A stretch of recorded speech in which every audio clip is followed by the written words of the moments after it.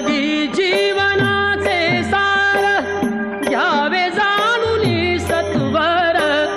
जैसे ज्याचे कर्म तैसे फळ देतो रे ईश्वर जैसे ज्याचे कर्म तैसे फळ देतो रे ईश्वर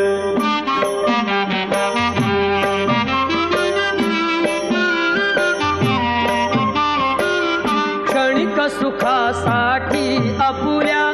कुणी होतो